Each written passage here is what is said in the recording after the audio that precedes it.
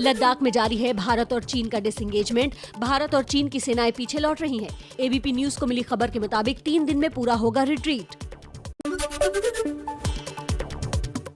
चीन के साथ हुए समझौते पर राहुल गांधी का बड़ा आरोप। राहुल बोले, भारत ने लद्दाख में फिंगर 3 से फिंगर 4 तक की जमीन चीन को दे दी। राहुल के आरोपों पर सरकार का पलटवार। गृह राज्य मंत्री जी किशन रेड्डी बोले, राहुल के दादा जवाहरलाल नेहरू से पूछिए चीन को क्यों दी जमीन। बीजेपी अध्यक्ष जेपी नड्डा बोले, कांग्रेस को भरोसा नहीं रहा। नड्डा ने कहा, मुंबई में 26/11 हमले के बाद सेना 1 महीने तक पीओके में जाकर अटैक करना चाहती थी, लेकिन कांग्रेस सरकार ने इजाजत नहीं दी। राहुल के आरोपों पर एबीपी न्यूज से सरकार के उच्च सूत्रों ने कहा, लद्दाख में डिसएंगेजमेंट हुआ है, सरहद नहीं तय की गई है।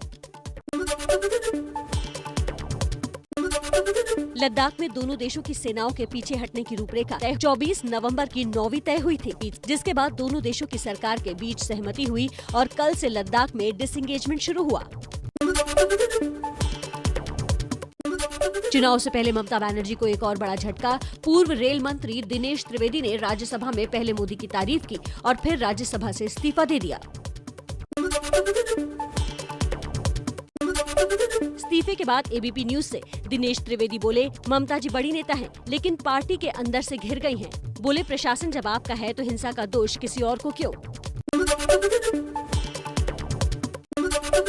दिनेश त्रिवेदी के इस्तीफे पर बीजेपी के कैलाश विजयवर्गीय बोले, अच्छा काम करने वाले टीएमसी में नहीं रह सकते हैं। बोले, टीएमसी माफियाओं की पार्टी है। राजस्थान के हनुमानगढ़ में किसान पंचायत में पहुंचे राहुल गांधी। राहुल बोले, कांग्रेस की कोशिश रही है कि खेती किसी एक हाथ में ना जाए, लेकिन नए कानून से ऐसा ही होगा।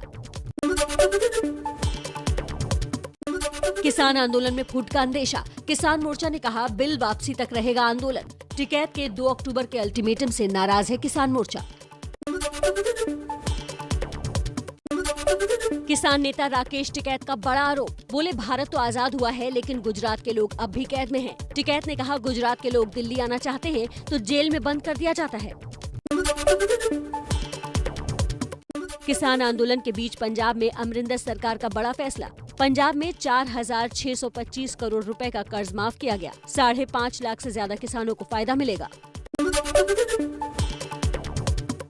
उत्तराखंड रेस्क्यू में बरामद हुए शवों की डीएनए सैंपलिंग कराई जाएगी। शवों की पहचान में हो रही है दिक्कत। अब तक बरामद हुए 36 शवों में सिर्फ 10 शवों की पहचान हुई है। दिल्ली के मंगोलपुरी में बीजेपी कार्यकर्ता की हत्या का 5वां आरोपी गिरफ्तार किया गया। बुधवार रात को चाकू मारकर घर के बाहर हत्या की गई थी। परिवार ने राम मंदिर रैली के विवाद में हत्या का आरोप लगाया था। मंगोलपुरी में बीजेपी कार्यकर्ता की हत्या पर पुलिस ने कहा, रेस्टोरेंट में हुए झगड़े को लेकर था विवाद। आम आदमी पार्टी ने कहा, हत्या को धार्मिक रंग ना दे। सरकार के बाद अब ट्विटर को सुप्रीम कोर्ट ने लताड़ा। सुप्रीम कोर्ट ने भड़काऊ कंटेंट और भारत के खिलाफ दुष्प्रचार पर सख्ती नहीं बरतने के लिए ट्विटर को नोटिस जारी किया। तमिलनाडु के विरुधनगर में पटाखा फैक्ट्री में आग से भीषण हादसा। 10 से ज्यादा लोगों की मौत हुई, 35 से ज्यादा घायल हैं। सीएम पलानीसामी ने मृतकों के परिजनों को 3 लाख मुआवजा देने का ऐलान किया। बिहार के सीतामढ़ी की रीगा शुगर मिल ने ऐतिहासिक स्टीम इंजन रेल मंत्रालय को दान किया। 1930 में 3 लोकोमोटिव इंजन बने थे, जिनमें से एक शुगर मिल में सेवा दे रहा था।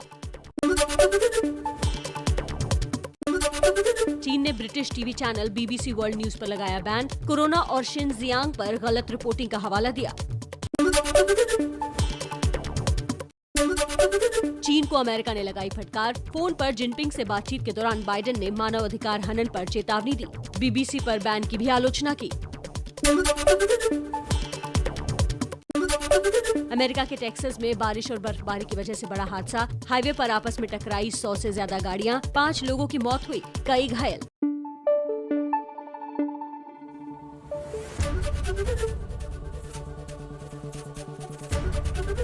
एबीपी न्यूज आपको रखे आगे।